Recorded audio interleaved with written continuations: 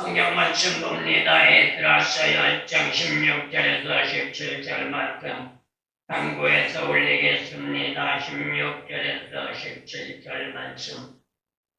사로잡혔던 자의 자손이 그대로인지라.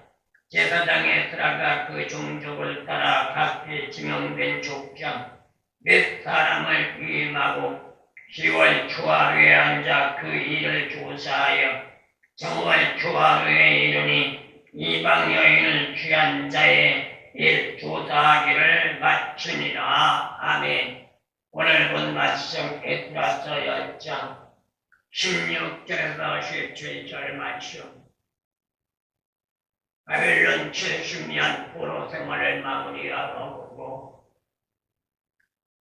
1차적으로 올라왔던 귀한민들의 불성실한 이방인들과의 통혼관계로 저질러진 죄를 해결하기 위하여 130년의 바벨론 포로 생활을 중단하고 예루살렘으로 올라온 에스라.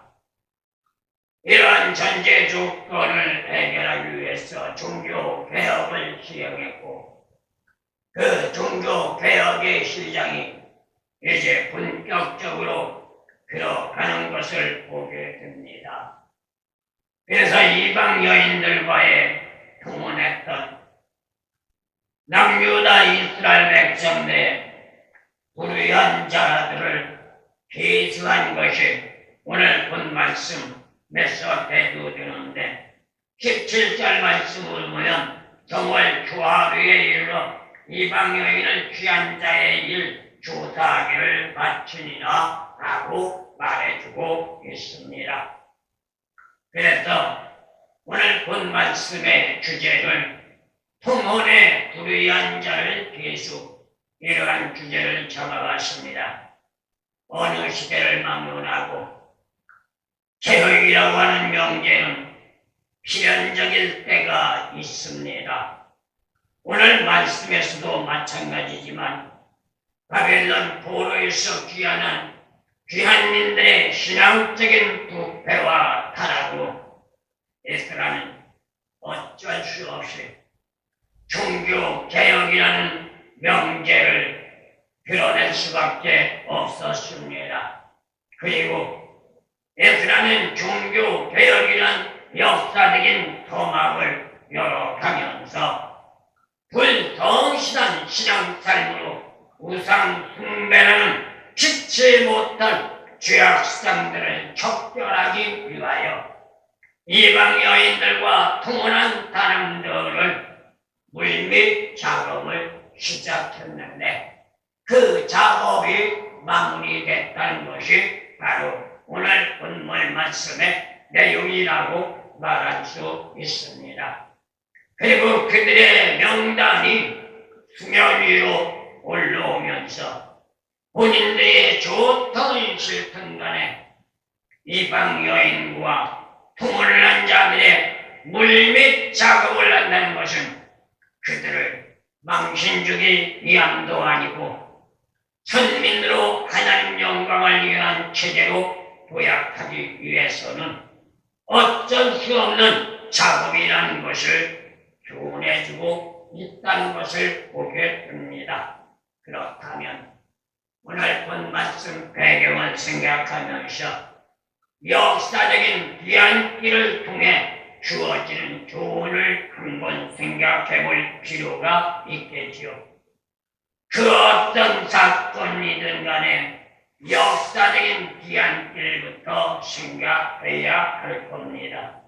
현상만 가지고 말고하면 옳고 그름을 제대로 분별할 수가 없고 또한 문제점의 근원을 우리채 뽑아 버릴 수 없습니다.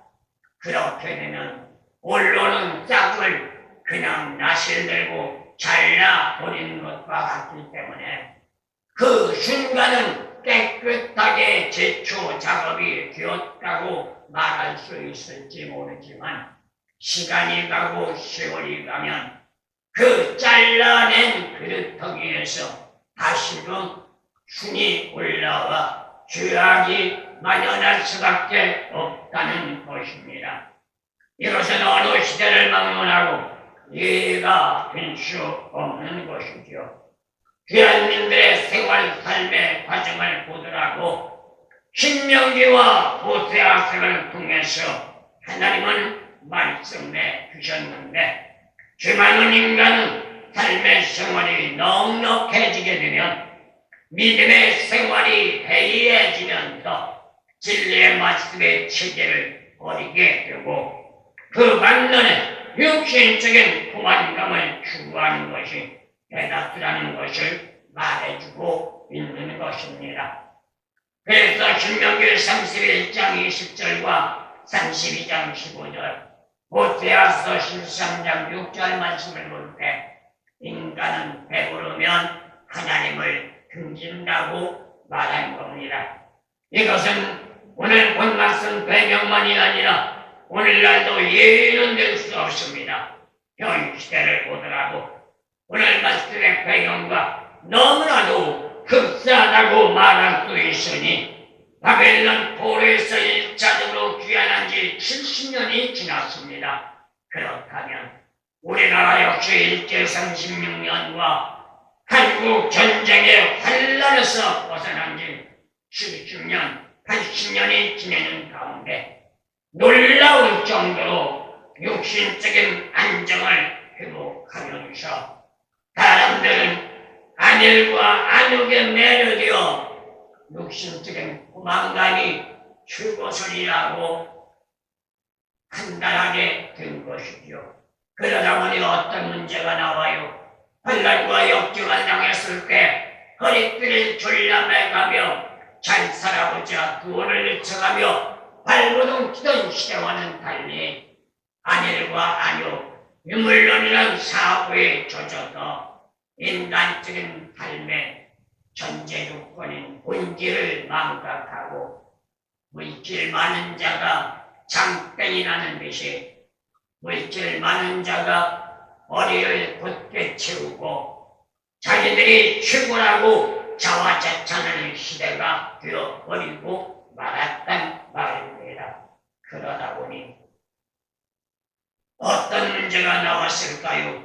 오늘 본 말씀 배경과 똑같이 우리나라도 예의가 아닙니다. 오늘 본 말씀 배경 1차적으로 포로에서 귀환한 남유다 이스라엘 백성들 70년 동안 그들은 부패와 타락으로 일관했고 우리나라 역시 전한국 전쟁 일제 36년에 환난에서 벗어난 지 80년이 지나는 가운데서 육신적인 포만감, 안일과 안욕으로 만용에 빠져버리는 불상사가 벌어지고 말았단 말입니다. 그러다 보니 어떤 문제가 나와요? 오늘 본 말씀 배경과 같이 우리나라 역시 기독교는 부패와 타락으로 일관했고 그 결과로 사회마저 부패와 타락으로 일관하여 일명 종말 마지막 시대라고 하는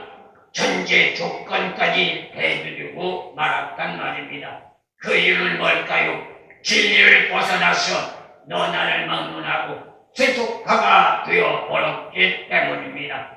그 결과는 너무나도 참혹합니다. 경제는 침체되어 가고 있습니다. 믿음의 삶은 변질되어 가고 있습니다. 유물론과 이데올로기에 모든 사람들이 매료되어 가고 있습니다. 개인주의는 팽팽해지고 있습니다. 이러한 사실을 깨닫기 위해서는 현실적인 현안만 가지고는 안 된다는 거죠. 역사적인 배경, 뒤안길을 돌아보지 않으면 바로 분별할 수가 없고 바로 판단할 수가 없단 말입니다. 현실적인 상황 여건이 심화되었다고 그렇다면 우리는 낙담만 할 것이냐? 낙담만 한다고 해결되는 것은 아무것도 없습니다.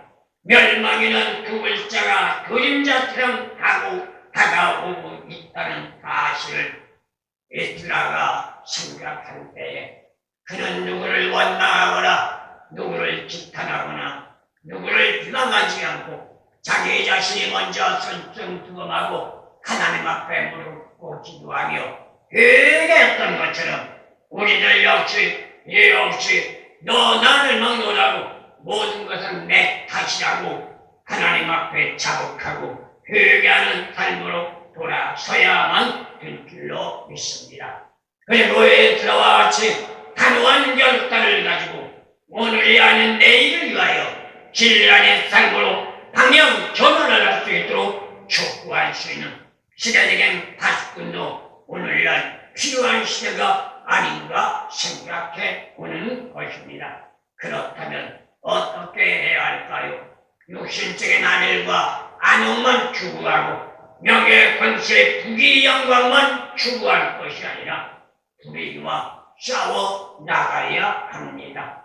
진리 안의 삶으로 순수함을 회복하기 위해서라도 철저한 믿음의 삶으로 지향하겠다는 결단과 각오를 가지는 요구가 우리에게 전적으로 필요한 시대가 아닌가 생각합니다. 그런데 이러한 전제 조건은 단순하게 이루어지지 않습니다. 뼈를 깎는 아픔이 있어야 하고 살을 도려내는 고통이 있어야 합니다.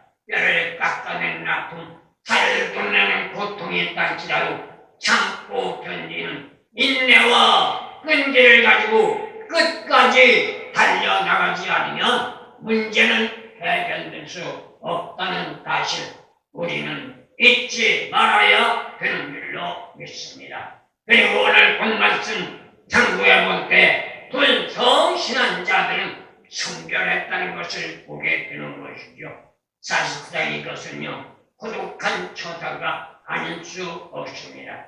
선민의 공동체로 회복하기 위한 과제라고 말은 하지만 율법적인 체제 안에서 복된 삶을 영위하기 위해서는 힘들고 어려워도 해야 하는 과제. 그런데 이거는 어느 한 개인만이 아니라 모든 사람들 공동체가 하나가 되어 나가야 한다는 것입니다. 그런데 오늘날 현 시대는 과연 어떨까요? 힘들고 어려운 일이 있으면 모두가 하나같이 발을 뺍니다. 그리고 기쁨과 즐거움이 있게 되면 너나 없이 달려들어서 한마디씩 큰 소리를 치고 이렇게 해야 한다 저렇게 해야 한다 그거는 그것이 아니잖느냐 이거는 이것이 아니냐 왈가왈부 푸시들을 하는 것을 보게 됩니다. 그거는 잘못된 말썽이고 그것은 진정한 믿음의 사람의 생각이 아니며 하나님 앞에 영광 누리는 체제가 될 수가 없습니다. 힘들고 어려워도 기쁨과 즐거움이 와도 모두가 일심동체가 되어 힘들고 어려울 때 같이 뼈를 깎아내고 살을 도려내는 아픔을 겪어야 하고 기쁨과 즐거움이 왔을 때 손에 손을 잡고 서로가 기뻐하고 즐거워하며 나아갈 수 있는 삶이 되어질 때 하나님의 영광의 문은 열려진다는 사실 우리는 잊지 마시기를 소원합니다. 인생 삶의 안일함은 금물입니다. 그 어느 누구라 할지라도 안일함 때문에 때는 크나큰 문제로 골머리를 앓을 수도 있다는 것입니다.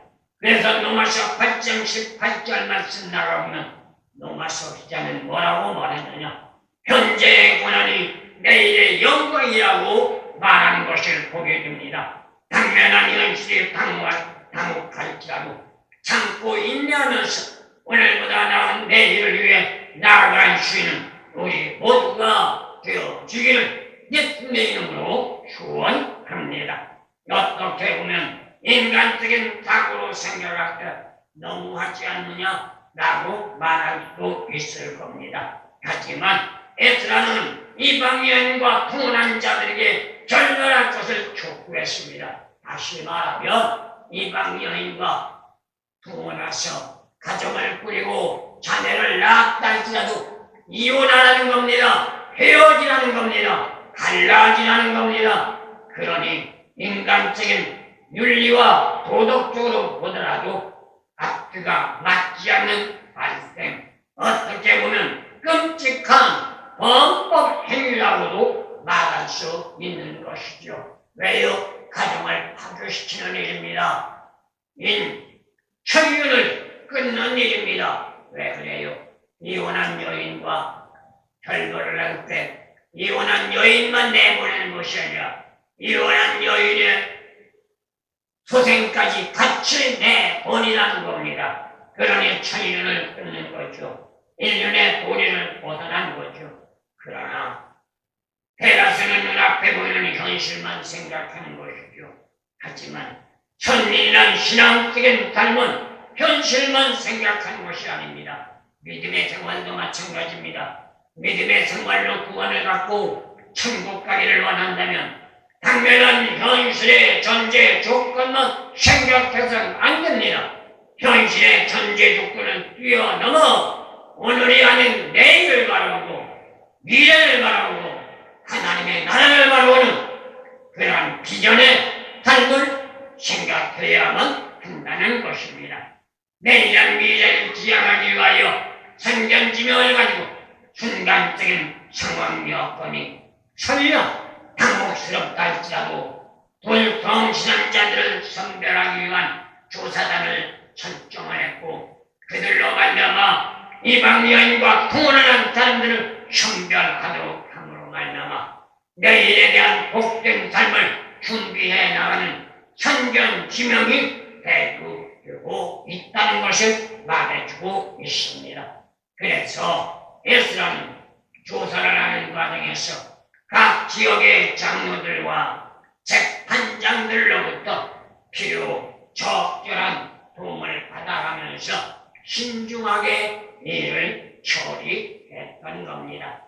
그리고 마지막 말씀을 드린다면 3개월간 불의한 일을 대해서 조사했던 것이 나오고 있습니다. 이는 에스라의 독단적인 독주가 아닙니다. 백성들의 동조와 함께 백성들의 제안하는 결의에 따라서 종족에 따라 지명된 족장 몇 사람들에게 조사의 책임을 맡겼고 10여일이 지난 후 오늘 본 말씀에서 말하는 것처럼 10월 1일부터 시작하여 다음에 1월 1일까지 계속했다는 것이 기절에서 볼 수가 있습니다. 이렇듯이 이방 여인들과 통혼한 자들을 성별하는 작업이 3개월이 걸렸다는 것이죠. 귀한민들의 수요는 그리 많지 않았지만 이러한 조사 기간이 오랫동안 걸렸다는 것은 조사를 하는 일에 신중을 기했다는 것을 말하고 있습니다. 사실 조사를 시작할 때 에스라가 백성들을 인도해서 귀환했던 그의 10월 초하루 반면에 그 시기가 에스라가 수집한 예루살렘 총회에서 백성들의 결의가 있던 9월 20일로부터 열흘 후 10장 9절과 17절 말씀의 내용을 보게 됩니다. 그렇다면 모든 조사 기간은 10월 초하루부터 시작해서 다음 해 정월 초하루에 마쳤으니 3개월이라는 기간이 걸렸다는 것을 말해주고 있고 여기에서 생각할 것은 통혼자들의 명단에 의하여 이러한 사건에 연루된 사람들이 10장 18절에서 44절 말씀을 나올 때 모두가 113명이었다는 통계가 나오고 있습니다. 여기에서 생각할 것이 있다면 조사 기간이 3개월간에 걸렸다는 것은 신중을 기해가면서 꼼꼼하게 진행했다는 사실을 말하는데 이것을 오늘날 믿는 자들에게 말해서 생각해 본다면 개혁이란 한 공동체의 흥망 형태를 좌우하는 일이라는 것 말해주고 있습니다. 그렇다면 개개인의 기분이나 사고에 따라서 해서는 안 된다는 것을 우리는 생각합니다. 충분한 시간과 모든 사람들의 의견을 수렴하면서 백성들 각자에게 주어지는 영향력에 유익을 쓰는 방향으로 나가기 위해서는 심사숙고해야만 했던 것이죠. 이유는 간단합니다. 무조건 책망하고 징계하는 것이 목적이 아니라 이방인에게도 선민의 공동체 이원으로 대중할 수 있는 충분한 기간을 주면서 우상 숭배의 삶의 생활을 중단하고 돌아서는 자에게는 선민의 바늘로 들어올 수 있도록 선처를 베풀어주고 있었던 겁니다. 다만 문제가 되는 것은 추방해야 하는 대상은 이러한 충분한 시간 여유를 주면서 돌이킬 수 있는 기회까지 주었음에도 불구하고 끝내 자기 고집을 피우며 돌아서지 않을 때 추방을 당한다는 것이죠. 이러한 사실을 생각할 때 법이라는 것이 무엇인가를 우리에게 말해주고 있습니다. 법이란 무조건 처리하여 벌을 주겠다는 것이 아니라 상황 여건에 따라 충분한 시간 여유와 함께 옳고 그름이 무엇인가를 판단할 수 있고 그 다음에 잘못된 것들을 철저하게 회개하면서 돌아올 수 있도록 기회를 주는 그러한 전제 조건으로 나가는 것이 법이라는 것을 말해주고 있는 겁니다. 그렇다면 우리도 역시 예는 아닙니다. 우리에게 법은 두 가지가 있습니다. 세상에서 말하는 국가적인 법이 있고 하나님을 믿는 백성으로 하나님의 법이 있습니다. 그렇다면 우리는 어떤 것을 지켜야 할까요? 하나는 지키고 하나는 지키지 말라는 얘기가 아닙니다. 둘 다 지켜야 합니다. 그래서 예수 믿는 게 힘들다는 겁니다. 남은 하나만 지켜도 힘들다고 하는데 예수 믿는 사람은 이쪽 저쪽 두 가지 다를 지켜야 하기 때문에 더욱 힘들다는 것을 말합니다. 그런데 문제가 있습니다. 힘들다고 안 지키면 결국 안 지킨 결과의 책임은 본인 자신이 진다는 것도 우리가 잊지 마시기를 예수님의 이름으로 축원합니다. 그리고 어떠한 과정 여건 속에도 진리에 따라 자유함을 얻는다는 것 잊지 마시고 하늘의 말씀의 법에 따라 이행하고 나가는 자에게 힘들고 어려울 때 에벤겔의 도우심과 임마누엘의 함께하는 축복으로 노아 미시 승리의 영광의 아름다운 길을 열어주는 하나님의 역사가 있다는 것도 잊지 말아야 될 줄로 믿습니다.